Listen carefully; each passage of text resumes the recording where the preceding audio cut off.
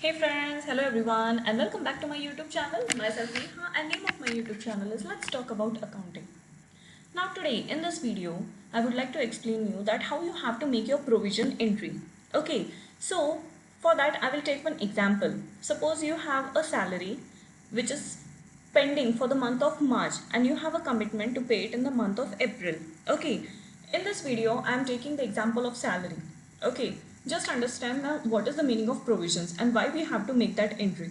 Okay, so if an accountant has worked in our company for the month of March, so obviously we will be paying him salary in the month of April. Okay, and our financial year gets end on 31st March. Fine, so he will get his salary for a particular financial year in the next financial year, as we will be paying him in the month of April. Okay, so for that the expenses should be declared only for that particular year for which they are incurred, and we are paying the accountant the salary for the month of March, and hence therefore we have to make a provision entry for that particular expense. Alright, have you understood that if we are having a commitment for the payment of any expense, but due to some reason we are paying it in the next financial year, then we are supposed to make a provision entry for that expense in this particular financial year, because that expense we have made for this particular year, and hence we should expense it off in our profit and loss account in this particular year only. Fine. Chalo, now let's take one example so that you will get a clear understanding that what is the meaning of provision. Now you can see that I am having my financial year as 1st April 2020 to 31st March 2021. Fine. And as I said that I am having a commitment to pay my accountant a salary for the month of March, which is to be paid in the month of April. But he has worked for the month of March. So that's why we will make a provision entry for his salary. Okay. So you have to use journal voucher. Okay. Give the date as 31st March. Okay. And just create the ledger as salary paid under indirect expense.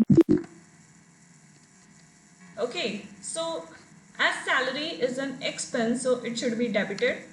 If he is having a salary of 10,000, so as we have not paid him anything right now till 31st March, so the account which we will is known as salary payable, because we are making a provision entry and hence its group will be provisions.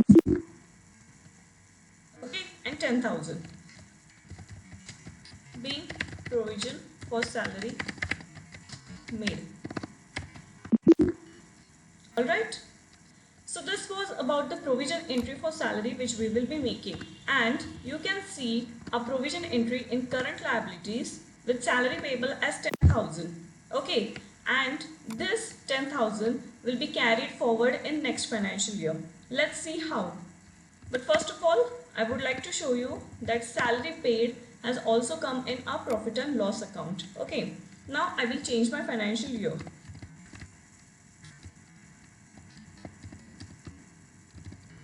Now this is my next financial year.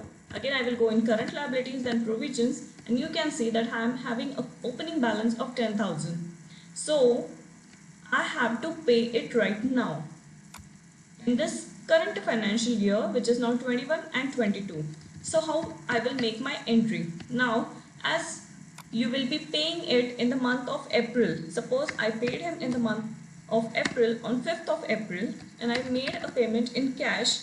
So now instead of debiting salary paid account, we will debit salary payable account, because salary paid means expense have already been expensed in previous financial year. So right now we just have to use our ledger as salary payable and give the narration as being provision paid off. Alright, so this was about the provision entry which you will be making for salary. Okay, the expenses for that particular year should be expensed in that particular year only, but the credit should be given to payable account. This is the meaning of provision, and hence entry is made in the same way. Okay, first you have to pass the journal in previous financial year, and in current financial year when you are making the payment, you have to pass by payment entry. Thank you friends for watching my video. Do subscribe my YouTube channel for more accounting related videos. Thank you.